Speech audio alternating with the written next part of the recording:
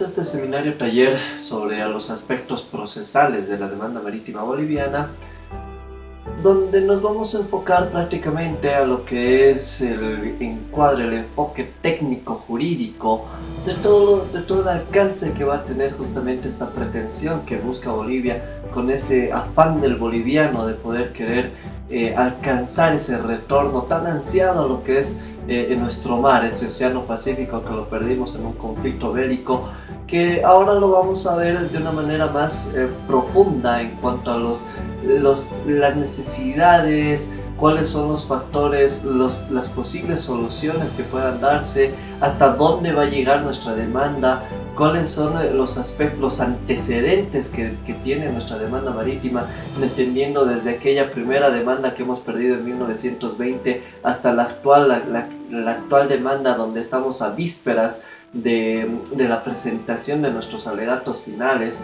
dentro de lo que es la defensa de las memorias que ya han sido enviadas. Y para tal efecto vamos a introducirnos un poco entendiendo qué es cada aspecto procesal justamente dentro de una demanda marítima en este caso, ¿no? Vamos a comprender, vamos a ver aspectos importantes desde el punto de vista de las figuras que está invocando Bolivia, los principios y figuras jurídicas que invoca Bolivia para poder asumir esta demanda, cuál es el mecanismo que hemos utilizado para poder hacer uso de la Corte Internacional de Justicia, entendiendo que Bolivia no forma parte de la Conferencia de la Haya, y todos estos aspectos importantes y generales que es necesario, es menester para cada ciudadano boliviano principalmente conocer qué es a lo que estamos haciendo, ¿no? Vamos a dejar de lado todo el enfoque político que pueda caer dentro de lo que es esta temática, y vamos a enfocarnos más en la parte técnica, en la parte que realmente nos importa conocer. ¿Qué es el principio pacta sunt servanda que tanto hemos escuchado que nuestras autoridades están invocando? ¿Cuántas veces hemos ratificado este tratado? ¿En qué casos puede este tratado modificarse o tiene que cumplirse? ¿Qué es la figura de la negociación? ¿No? Porque Bolivia está invocando lo que es la negociación internacional para esta demanda. Entonces vamos a ver qué alternativas podrían haberse planteado o que se estaban planteando antes de iniciar con nuestra primera memoria, el 2013. Todos estos aspectos procedimentales entonces van a estar enfocados en lo que es a lo largo de este seminario taller. Vamos a dividir en dos partes el seminario. Una primera parte que está enfocada en conocer qué es la Corte Internacional de Justicia, en conocer cuáles son los aspectos principales de una demanda internacional, cuáles son las resoluciones que puede emanar de una Corte Internacional, hasta dónde puede alcanzar la validez de esas decisiones que van a tomar las autoridades en la Haya, en la Corte Internacional de Justicia. Y una segunda parte que lo vamos a ver es sobre ya a fondo sobre la pretensión boliviana en cuanto a lo que es la demanda marítima. Para ello, por eso tenemos que conocer dónde nace todo esto, dónde nace la Corte, las facultades, las competencias que va a tener esta Corte, para que de esta manera se pueda llegar a una solución en este conflicto entre Bolivia y Chile. Todo esto lo vamos a ver entonces a lo largo de este seminario taller. Los dejo ahora con la primera parte, con un marco introductorio de lo que es los aspectos procesales de la demanda marítima, conociendo básicamente a la Corte Internacional de Justicia, cómo está compuesta, cuáles son sus facultades y cuáles son los fallos que puede emitir, hasta dónde alcanza la competencia de estas autoridades. Les dejo entonces con este pequeño marco introductorio, y luego ya continuamos profundizando lo que es la temática.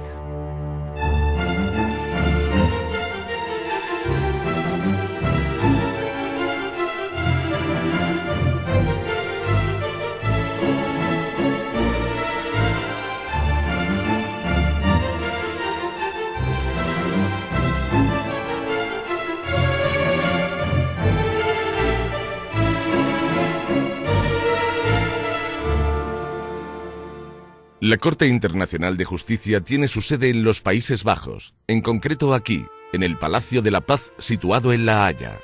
La Corte es uno de los 6 órganos principales de la ONU. Es el órgano judicial principal de la organización y el único órgano principal que no tiene su sede en Nueva York.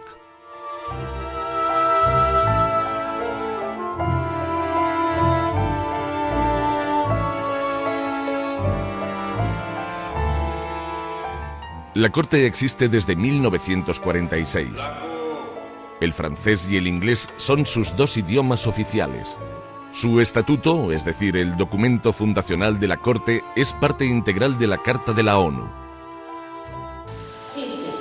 Así, todos los Estados miembros de la organización reconocen automáticamente la existencia de la Corte y pueden hacer uso de sus servicios. El establecimiento de la Corte Permanente de Justicia Internacional, antecesora de la Corte Internacional de Justicia, estaba contemplado en el Pacto de la Sociedad de Naciones. Celebró su sesión inaugural en 1922 y se disolvió en 1946. La Corte Internacional de Justicia desempeña una doble misión.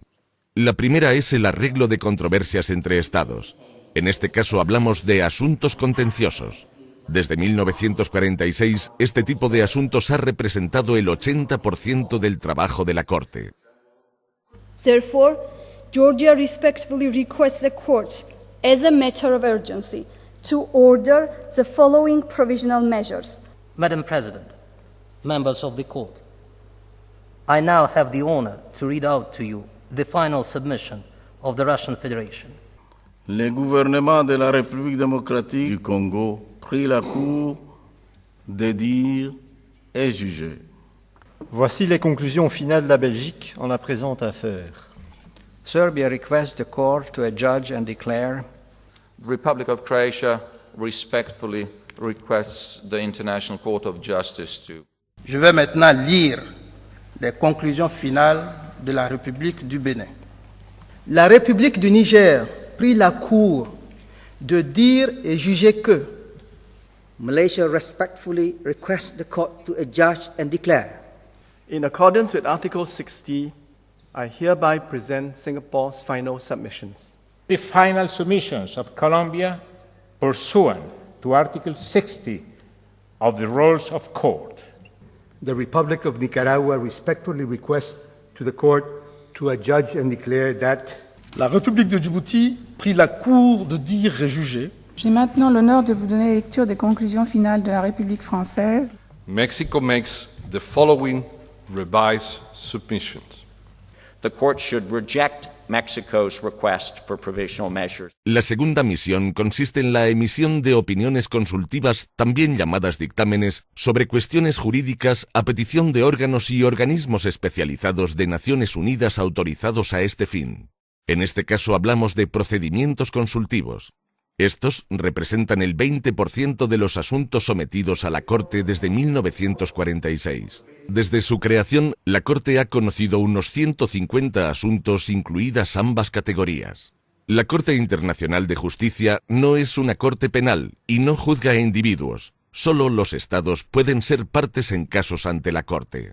No debe confundirse la Corte Internacional de Justicia con los tribunales penales internacionales con sede en La Haya, como el Tribunal Penal Internacional para la antigua Yugoslavia o la Corte Penal Internacional.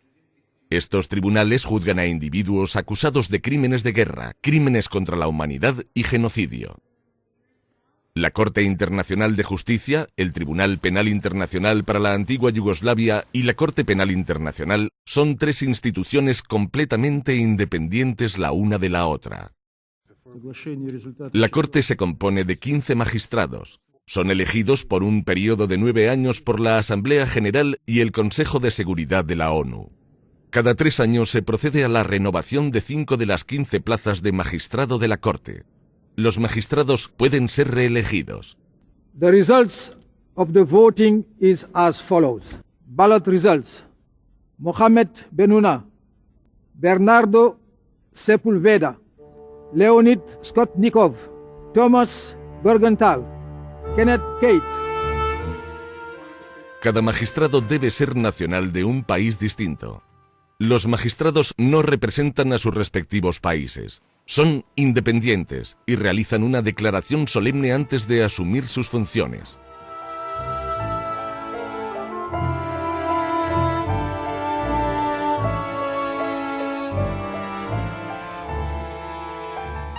Para ser magistrado, los candidatos deben reunir las condiciones requeridas para el ejercicio de las más altas funciones judiciales en sus respectivos países, o ser jurisconsultos de reconocida competencia en materia de derecho internacional.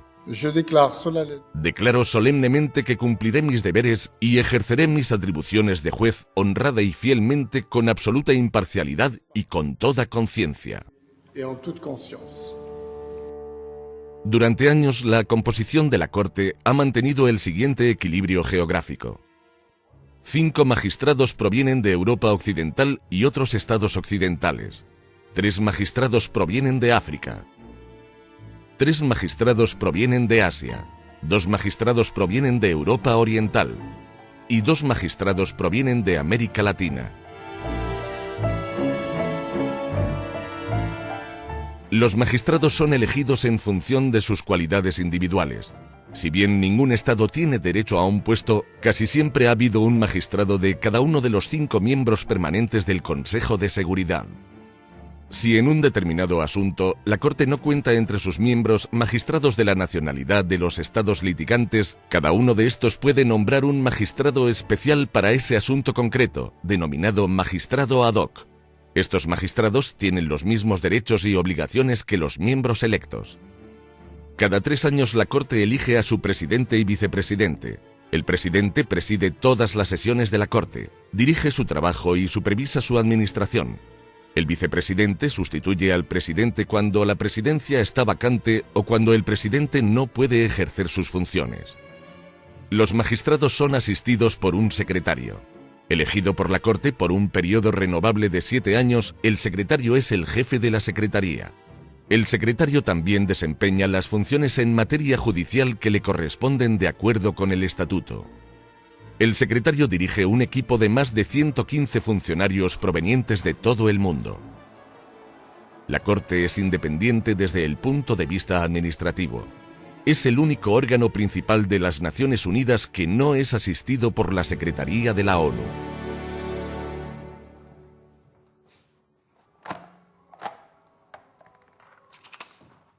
La primera misión de la Corte consiste en dirimir controversias jurídicas entre Estados. Los denominados asuntos contenciosos representan el 80% de su trabajo. En el pasado, los asuntos contenciosos han estado a menudo relacionados con disputas fronterizas, delimitaciones marítimas o el ejercicio de la protección diplomática. Sin embargo, dichos asuntos versan cada vez más sobre temas como el derecho internacional humanitario, el derecho internacional del medio ambiente, el uso de la fuerza y la responsabilidad internacional de los Estados. La Corte aplica el derecho internacional público, es decir, el derecho de los tratados, el derecho internacional consuetudinario y los principios generales del derecho.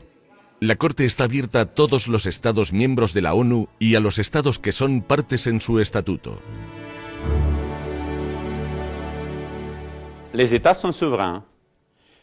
Los Estados son soberanos, son libres de elegir los medios de resolución de controversias de orden jurídico. Este es un principio básico de derecho internacional. La Corte solo puede conocer un asunto si los Estados implicados han aceptado libremente su competencia. Hay 3 formas principales de hacerlo. Primero, en virtud de un compromiso, es decir, mediante un acuerdo especial concluido con el propósito de someter a la Corte una controversia entre 2 o más Estados. Segundo, suscribiendo uno de los cerca de 300 tratados que prevén en una cláusula compromisoria la sumisión a la Corte de las diferencias relativas a la interpretación y la aplicación del tratado en cuestión.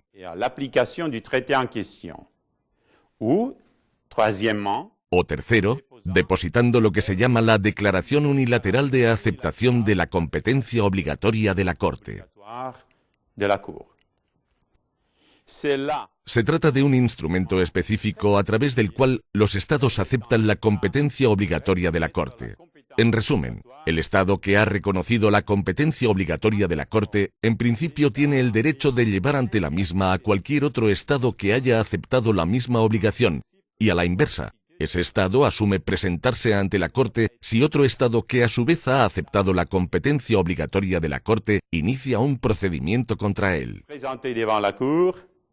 si une affaire est introduite à son encontre. Además, en supuestos excepcionales, un Estado puede demandar a otro invitándolo al mismo tiempo a aceptar la competencia de la Corte. Si este Estado acepta, estamos ante lo que se llama forum prorogatum. Tout en invitant celui-ci à accepter la compétence de la Cour. Si ce dernier répond positivement à cette invitation, on parle alors de forum prorogatum. Cabe resaltar que al aceptar la competencia de la Corte, los Estados se comprometen a respetar sus decisiones que son obligatorias para las partes. Las sentencias de la Corte son finales e inapelables. Tous les arrêts de la Cour sont en effet définitifs. Si un Estado se niega a acatar una decisión de la Corte, la otra parte puede recurrir al Consejo de Seguridad de la ONU. L'État adverse peut recourir au Conseil de sécurité de l'ONU, quien en virtud del artículo 94 de la Carta puede hacer recomendaciones o decidir qué medidas tomar para ejecutar la sentencia. ou décider de mesures à prendre pour faire exécuter l'arrêt. Mais compte tenu Sin embargo, dada la gran autoridad legal, moral y diplomática de las decisiones de la Corte, es muy inusual que esto ocurra. extrêmement rare qu'il faille en arriver là. La Corte ha dictado más de 100 sentencias desde su creación. Cada sentencia se reproduce en varios ejemplares oficiales sellados, de entre los cuales se envía una copia a cada uno de los estados interesados. Se ha dado cumplimiento a casi todas las sentencias de la Corte. La segunda misión de la Corte consiste en responder a cuestiones jurídicas planteadas por determinados órganos e instituciones de la ONU. Este procedimiento culmina en opiniones consultivas, también denominadas dictámenes. Desde 1946, la Corte ha emitido cerca de 30 opiniones consultivas, por ejemplo, sobre el estatuto jurídico del Sáhara Occidental o sobre la legalidad de la amenaza o el uso de armas nucleares. La opinión consultiva emitida por la Corte en 2004 sobre las consecuencias jurídicas de la construcción de un muro en territorio palestino ocupado ha sido una de las más mediáticas de su historia. By 14 votes to 1, the United Nations, la Organización de las Naciones Unidas y en particular la Asamblea General y el Consejo de Seguridad deben considerar qué nuevas medidas deben ser tomadas para poner fin a la situación ilícita derivada de la construcción del muro y del régimen asociado al mismo, teniendo en cuenta esta opinión consultiva. taking due account of the present advisory opinion.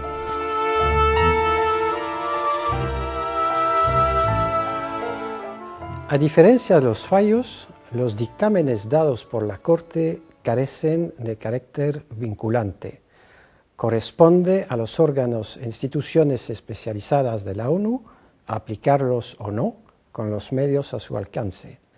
Puede ocurrir que un Estado y una organización internacional se pongan de acuerdo en que la organización solicite una opinión consultiva de la Corte en caso de controversia y que las dos partes acaten el dictamen como decisivo.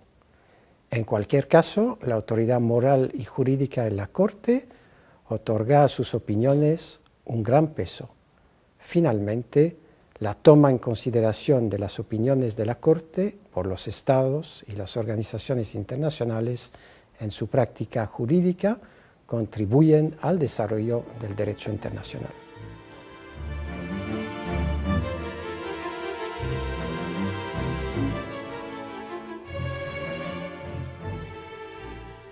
La función de la Corte es determinar el derecho aplicable y solucionar controversias de conformidad con el derecho internacional.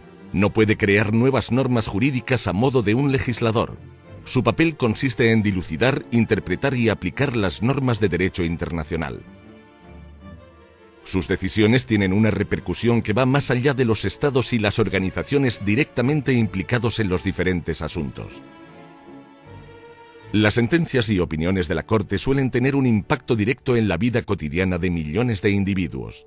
En numerosas ocasiones y en todos los continentes, la Corte ha ayudado a distender crisis, normalizar relaciones entre estados y a reactivar negociaciones estancadas a través del arreglo judicial de controversias.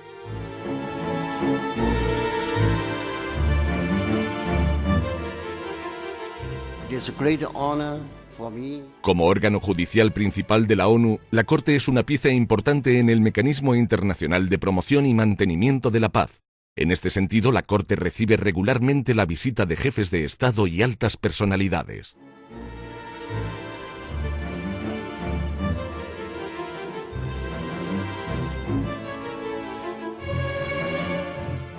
La Corte es una institución judiciaire única. La Corte es una institución judicial única en el mundo. Por sí sola no puede evitar que los Estados recurran a la fuerza, pero reconocida por todos los Estados miembros de Naciones Unidas, constituye ahora más que nunca un valioso instrumento de paz a su servicio. La Corte Internacional de Justicia ayuda a Naciones Unidas a alcanzar sus propósitos fundamentales, como son el mantenimiento y la consolidación de la paz y la seguridad internacionales.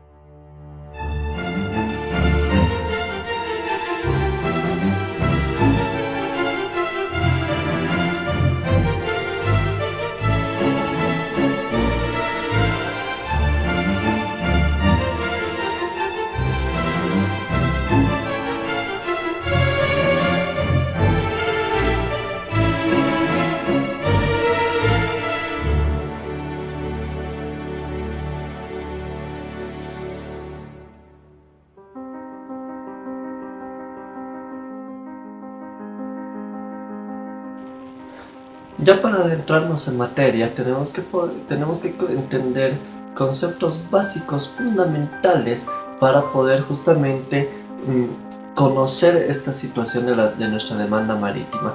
Y para ello, como es un conflicto de derecho internacional público, primero debemos comprender lo que es la soberanía.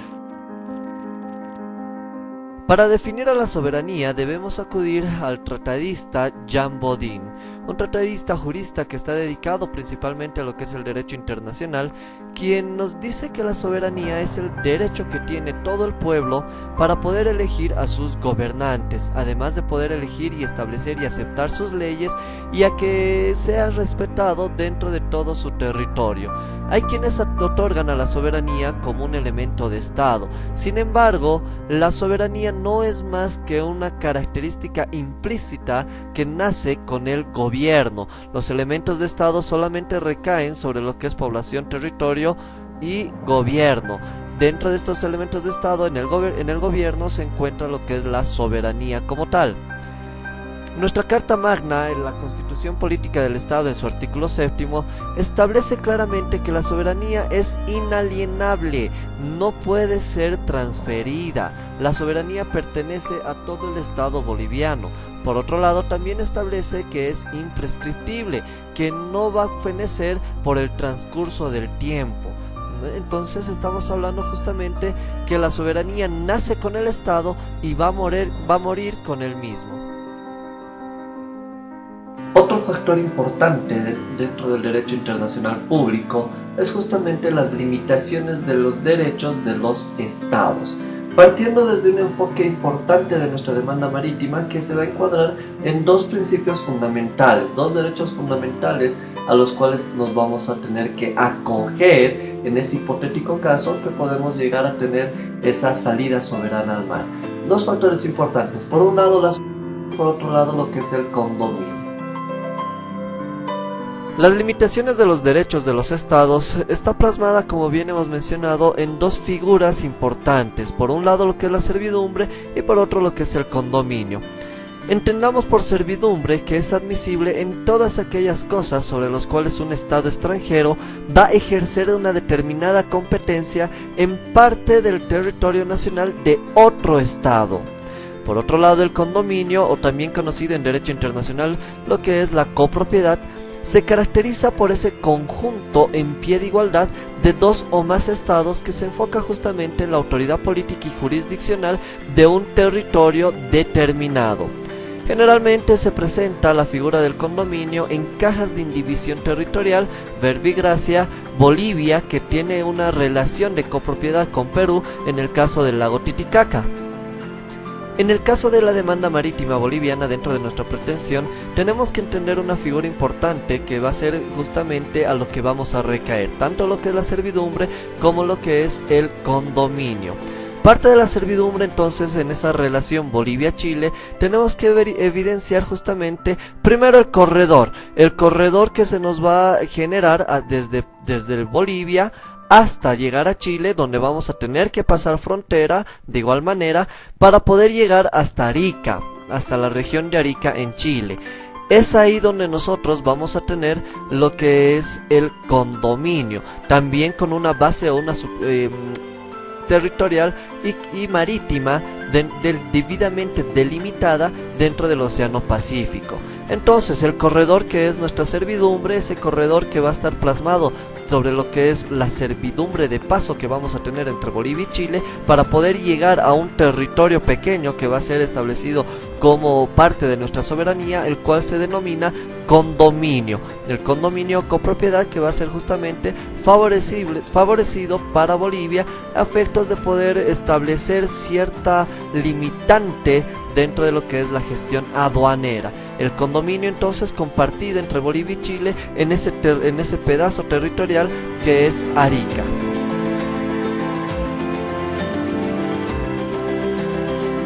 Respetando lo que son nuestros principios constitucionales, debemos también enfocarnos en un aspecto sumamente importante del derecho internacional público, que es la figura de la intervención y de la no intervención. Dos figuras importantes dentro de lo que es el derecho internacional, ya que estamos hablando de poder recaer sobre la soberanía del territorio de otro estado, en una jurisdicción totalmente ajena a la nuestra, que es a lo que nosotros pretendemos recaer. Que si bien tal vez vamos a decir que históricamente nos corresponde, que la reivindicación, en fin, todos esos aspectos son temas pasados que hoy en día ya no nos pertenece a otra jurisdicción, a otro territorio, a otro estado. Entonces se presenta la figura internacional de la intervención y la no intervención. ¿Cuándo procede la intervención? La figura de la intervención aplica en dos situaciones específicas dentro de lo que es el derecho internacional.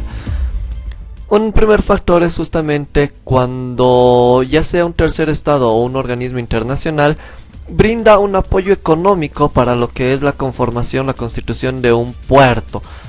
En el momento que cualquier estado o cualquier organismo internacional, en este caso un estado mayor con un poder económico superior, pueda brindar su incentivo, su apoyo económico a un país, en ese momento sí va a poder intervenir en la soberanía de otro estado de manera parcial. Por otro lado se encuentra lo que es el apoyo militar, la ayuda militar que pueda brindar justamente un país para poder justamente favorecer a un estado más débil dentro de un conflicto bélico. En ese entonces también este otro estado, el que ha brindado ese apoyo, puede constituir, se va a constituir en un estado protector, en un país protector. En ese entonces es cuando se puede intervenir de manera directa a la soberanía de un país. Esto entendiendo justamente en el caso de Bolivia, tenemos un tratado firmado con Rusia el año 2015, donde Rusia nos brindaría todo apoyo militar en el momento que Bolivia entraría en un conflicto bélico.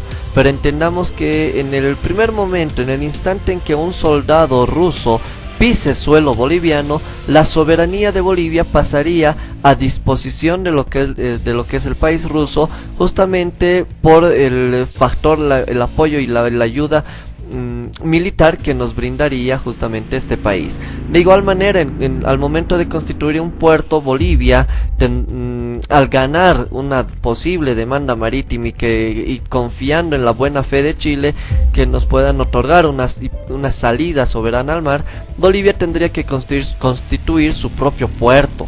Y de recursos económicos Bolivia no los tiene, entonces tendríamos que acudir a la ayuda económica de otro país, que en este caso el más directo a realizar esta ayuda sería justamente China.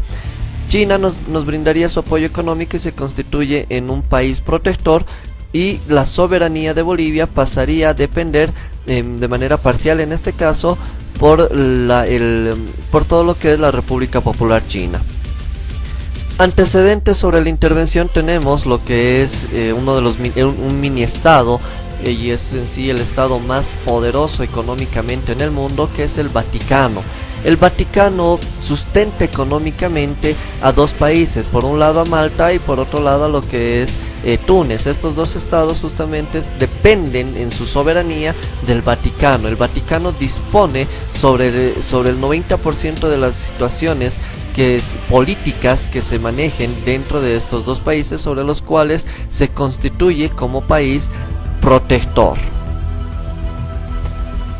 Para comprender mejor desde el punto de vista doctrinal, podemos recurrir al Instituto de Droit International justamente después del estudio realizado respecto a la soberanía de cada estado, quienes han adoptado justamente una resolución mediante la cual se establece el dominio reservado o la jurisdicción interna de los estados mediante lo que serían las actividades estatales, de donde la competencia del propio estado no se encuentra vinculada o determinada de acuerdo a lo que es el derecho internacional.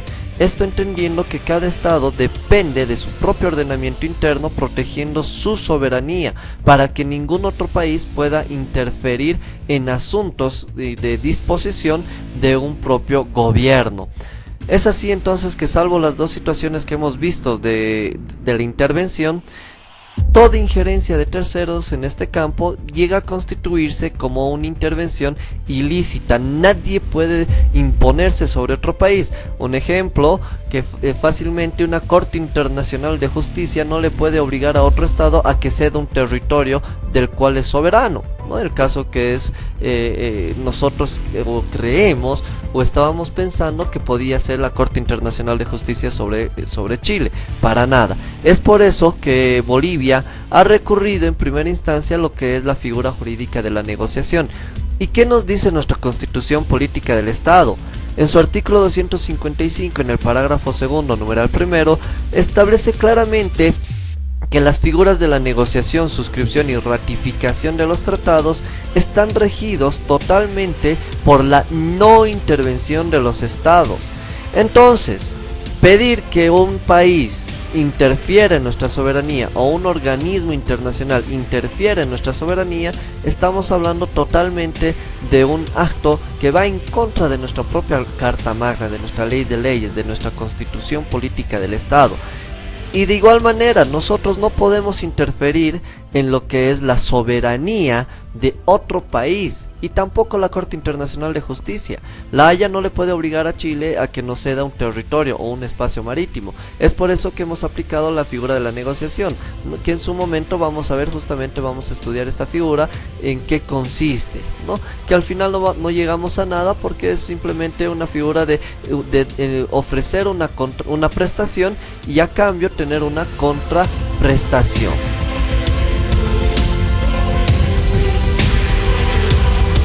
Debemos ser claros en un aspecto importante, que es el principal sustento y principio jurídico al cual Bolivia se está acogiendo dentro de lo que es esta demanda marítima, y es el principio pacta sunt servanda. Este principio, que no es más que el cumplimiento a la palabra dada, es lo que estamos invocando como bolivianos para efectos justamente del muy conocido Tratado de 1904. Para ello tenemos que entender qué es un tratado y en qué consiste y cuál es la relación de este principio al cual nosotros como bolivianos estamos invocando dentro de la demanda marítima. Identificamos entonces como tratado a todo acuerdo de voluntades que tiene un carácter expreso, que solo obligan jurídicamente a las partes contratantes. Los tratados justamente están enfocados en el cumplimiento voluntario de las partes de ambos estados o de todos los estados intervinientes, para que de esta manera puedan justamente cumplir asumiendo una obligación, unos derechos y obligaciones recíprocos. Los tratados tienen como principal sustento aquellas tratativas de Manzinic y de Eiser, quienes fundamentaron bastante en lo que es la reciprocidad diplomática y dando fundamento a lo que es la cortesía de comitas gentium, la cortesía que pueden establecerse de manera bilateral o multilateral algunos países para poder cumplir de manera ya sea obligatoria entre sí o de manera voluntaria algunos acuerdos. Ahora bien, para darle legalidad a lo que es un tratado, porque por supuesto no tendría razón de ser si no se va a cumplir este tipo de documentos, entonces surge justamente una figura importante. Es a través de los tratados internacionales que, para obligarse al cumplimiento, aparece lo que es la regla del pacta sunt servanda. Esta regla no es más que el cumplimiento a la palabra dada, no es el cumplimiento debido a la palabra dada. Todo lo que está incluido en el tratado debe ser cumplido por todas las partes suscribientes. Entonces, a través del pacta sunt servanda, que es lo que nosotros estamos invocando, prácticamente estamos pidiendo el cumplimiento a disposiciones jurídicas que ya han sido establecidas. Estamos pidiendo que se cumplan con cada uno de los artículos que han sido plasmados, en este caso en el Tratado de 1904. Entre ellos estamos prácticamente exigiendo a Chile que tenga todo lo que es la perpetuidad del territorio ocupado en la Guerra del Pacífico. Estamos obligando a Chile que pueda estar justamente o que pueda tener ese carácter perpetuo de esa ocupación. Entonces, a eso refiere el principio de la pacta sunt servanda, una regla impositiva para que los países o los estados suscribientes de un tratado puedan cumplir de manera obligatoria. ¿Por qué? Porque ese es el compromiso que asumen al momento de poder suscribir un tratado internacional.